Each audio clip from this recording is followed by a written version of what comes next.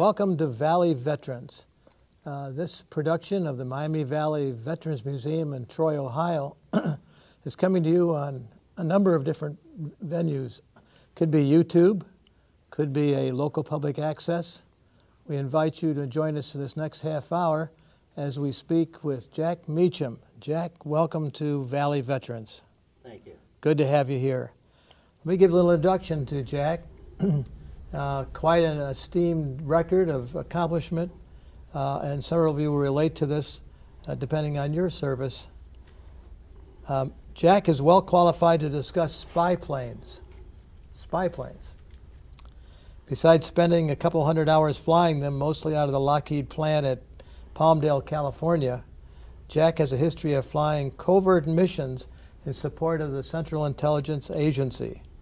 He recounts, in Vietnam, I flew H-3 helicopters in support of the CIA, but we weren't CIA. He wanted to stress that. Jack has logged more than 3,000 hours in B-25s. During his career in the United States Air Force, he flew more than 20 different types of military aircraft, including cargo, passenger, fighter, rotary, wing, bomber, utility, and reconnaissance. He logged more than 12,100 flying hours during his 20-year career. Jack earned his BSME and completed his master's coursework at Texas Tech. He spent more than 6 years in research and development at Wright Pat Air Force Base and program manager in reconnaissance and at Systems Command Headquarters in the development and planning of future research and development programs. In 66 through 67, he planned and flew heavy helicopter missions in support of CIA operations in Laos, Thailand, Cambodia, and North Vietnam. Upon retirement from the U.S. Air Force in 1974, Jack entered the aerospace business where he managed 3 aerospace firms, including the Aerospace Division of Chrysler, based in Dayton. He retired from the aerospace business in 1996. Jack now teaches golf professionally, a job he thoroughly enjoys, also able to coach a girls' golf team in the area. Again, welcome, Jack. And Jack has tried quite a program to show us today of his experience in the aircraft. Welcome again. Thank you. I'd like to give you an overview of the operation that we had in Vietnam and also highlight the Black Maria aircraft, which was one of our 6. And it'll become obvious why I've highlighted that one. While I have it on the screen here, I'd like to bring up a couple of points. First of all, we were amphibious. We could operate off of water. We did not do that in Vietnam because it would put us out in the open, but we did have to do it in training. The aircraft also, our aircraft have shields in front of the engines. We were the only ones that did that. And the reason was because of the high density altitudes in Vietnam, we would have to, in many instances, chop our way through trees, getting out of landing zones. And ingesting those, we would lose the engines. You can see the sponsons to the side of the aircraft by the gear, and those were there looking like stubby wings to provide stability in the water. Today I'll go through a little bit of the items you see here, my military background, what went into transition training, the organization of the 20th Helicopter Squadron, our mission objective, an overview of the aircraft itself, and then I'll go into some of the types of missions flown and what went into mission planning, and the fighter escorts we used to accompany us. And then I'll go into some mission examples which are indicative of what everyone flew, but these will be missions that I flew personally. And then I'll go into the significance of the Black Maria itself. My military background, the PA-18, T-6, T-28, and B-25 were used in pilot training, but then at the age of 20, I started teaching pilots to fly B-25s. And I had come out of the aviation cadet program. And you can see some of the types of aircraft that I had flown. It was very unusual in the Air Force for them to transition us from fixed wing to helicopters, and especially with the fact that 4 of the types of aircraft I had flown, they were using in Vietnam. Jack, can I ask you an interesting question here? Yes. 20 years old, very young man. Yes. Any challenge from those who were older that you were instructing? Oh, yes. In my first class, one of the students from Yale, he found out he was older than me and he outranked me, and he asked for a transfer. Oh, my. I transferred him to an instructor that from the time you entered the room until you left, he screamed and hollered at you. And 2 days later, he came back and asked me if, got down on his knees, asked me if I would take him back. Definitely, I understand that. Thank you. I had more than 8,000 flying hours at the time when I got the assignment to Vietnam, and 2 years of reconnaissance strike and electronic warfare research and development at Wright-Patterson.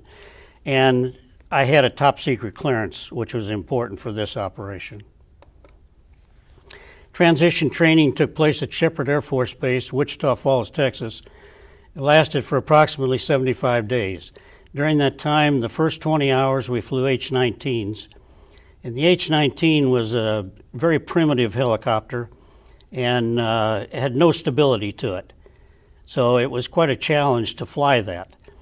The CH-3, on the other hand, had an automatic flight control system, and it was more like flying a fixed-wing aircraft except for the hover. And in order to simulate Southeast Asia conditions, which were high-density altitude, where you limited your power, the instructor would have you lift into a hover, then he would put his hand over the collective, and you had no more power to move forward and get into translational lift, which was the transition from a hover to forward flight at about 30 miles an hour. It was so sensitive that if you lifted into a 3-foot hover, you were probably going to come back into the ground. If you lifted into a 1-foot hover, closer to the ground like that, you would have no problem. So it was very sensitive. Most of our operations were done at Fort Sill because at Fort Sill they had all the landing zones laid out so we could practice in various conditions. Here you see a map of Southeast Asia. In 1965, 14 of the aircraft, CH-3Cs, were broken down, transitioned over to Southeast Asia, and put back together. And 4 of those were assigned to Tan Son Nhut Air Force Base in the southern area, 4 to Nha Trang, and 4 to Da Nang in the northern region. And the purpose of those 12 aircraft was to support the Army and the Marine Corps in their heavy operations. The other 2 aircraft were put at Mecham Phnom in Thailand to be the first long-range rescue helicopters, because rescue did not have theirs configured yet or their crews trained. One of those was the Black Maria.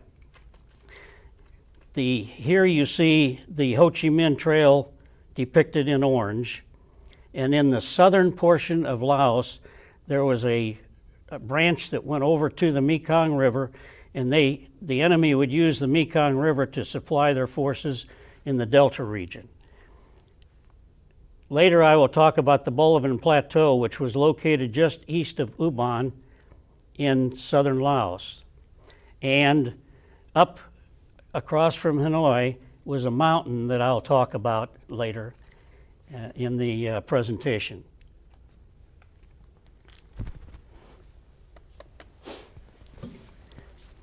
Our mission objective was to support the CIA in the secret war in Laos. And our areas of operation included Laos primarily, North Vietnam, Cambodia, and Thailand. Here you see the beach at Nha Trang, and most people think that that was a wasteland in South Vietnam. But this was the Riviera of South Vietnam, and in the background is the village of Nha Trang.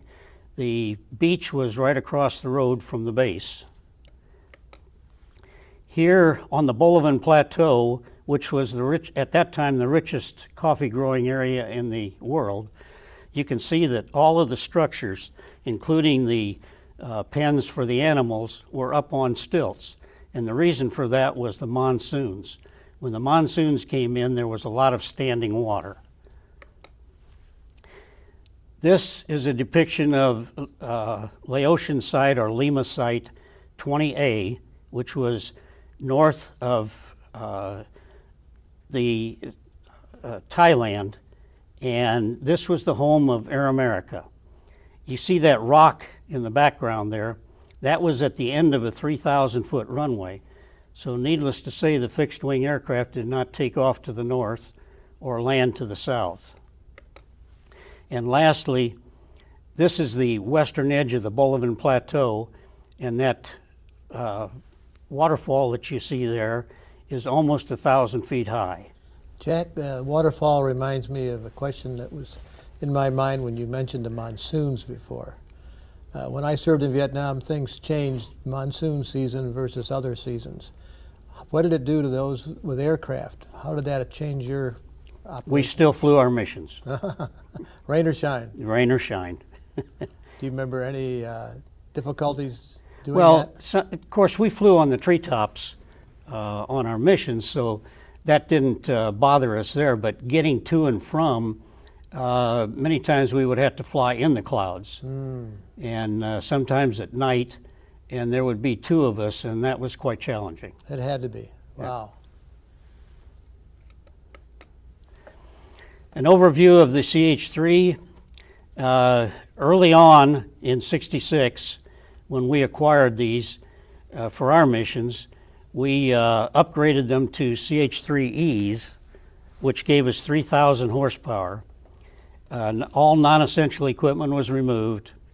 The aircraft were sanitized to the extent possible, and we were not allowed to wear any insignia on our flying suits, and the aircraft had no insignia on it.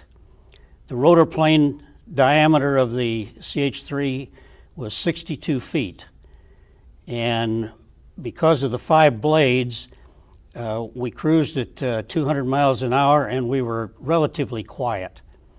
Our call sign over there was Pony Express. And I mentioned earlier the problems due to the high density altitudes, which limited our payload, and the height of the trees came into play. In southern Laos, some trees were as high as 100 feet. In northern Laos, encountered some trees as high as 200 feet. And at one area in North Vietnam, I actually encountered trees close to 300 feet in height.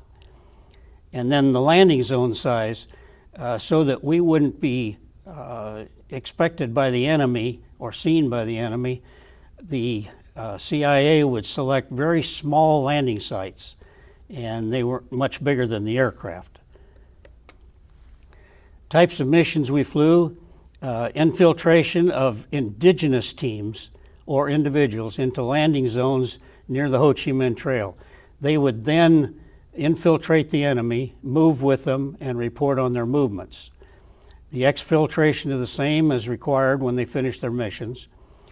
And exfiltration of long-term spies from North Vietnam, we only did that once. I was involved in that mission, and there were 2 spies that had been in there for 15 years. And we were to go get them. They were to lay out parachute panels as a signal that it was them. And we had an interpreter on board that had grown up with the 2 of them, so he knew them intimately. We got into the area, they displayed the parachute panels, we landed, they got about 50 feet from the aircraft, the interpreter mowed them down, said, "Get the hell out of here, it's not them." If it hadn't been for him, we would have had them on board. But that let the CIA know that it really wasn't a good idea to try to retrieve people that had been in there for lengthy periods like that. And emergency exfiltrations as required. sometimes the team or individuals would be discovered by the enemy and they would be on the run, and we would have to go and pull them out while the enemy was chasing them. And then support for construction and maintenance of Lima Site 85. That was that mountain that I mentioned to the west of Hanoi. We were going to put a high-resolution radar on there to allow our forces to make strikes against targets of opportunity under all weather conditions. And this was a radar that was used in the States for bomb scoring. I used it on a couple of instances, and at 35 miles, we had an accuracy of 8 feet. So this at 100 miles was still going to be very accurate for the bombings. This is what the site looked like. As you can see, that white spot in the background was the normal helicopter landing pad. However, if we landed there with the equipment that we brought up from the base, they had no way of getting it around to the site on the front where you see that facility. Now, that facility was not there when we started the operation, and that's where we would land to offload the cargo so they could start putting together the radar site. So from time to time, we would have to come back down with some of the equipment, and we couldn't put it on board and lift into a hover at 5,600 feet because we didn't have the power with that high density altitude. So what we would do is hover without the equipment on board up to that white spot at the front edge of the mountain there that you see by the facility, which was about the size of the helicopter. We would load the equipment on, lash it down, pull in full power, and roll off the side of the mountain and recover on the way down. This is what the mountain looked like from the side. You can see the facility up on the top, and that's where we would roll off going down to the base.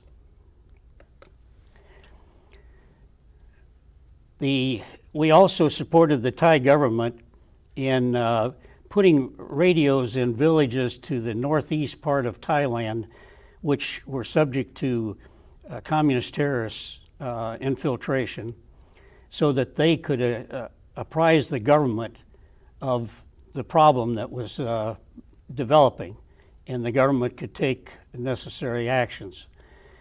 Going into those villages, many times the villagers were not familiar with Americans, and in most cases they had not even seen the helicopters. So we had to be very careful in a couple of ways. First of all, we couldn't land too close to the village because the rotor wash would take the roofs off of their facilities. Why? And secondly, we didn't want to alarm them, so when we went into the villages, we would not carry weapons. And of course, you know, there wasn't any enemy activity there, so we didn't need those.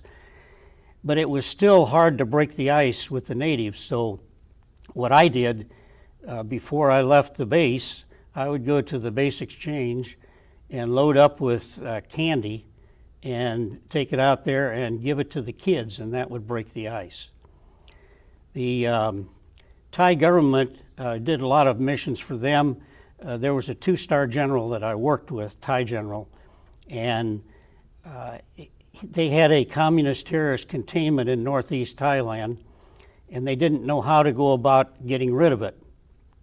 So he asked me if I would plan a mission, which I did. We took our 6 aircraft, and we took a number of their H-34s, loaded them all with Thai troops, and I led the way. We surrounded the area, excuse me, out of sight of the enemy and out of sound. And once we had it surrounded, we moved toward the center, landed, and the troops on board wiped out the communist terrorists. When we did that, a 2-star general in Saigon got wind of it, and I was planning missions that night. He called me on the secure line and accused me of invading Thailand. And he said, from now on, I'll plan your missions. So, of course, we couldn't tolerate that. But I had a number to call once I hung up, and I called that number and told them that what had happened.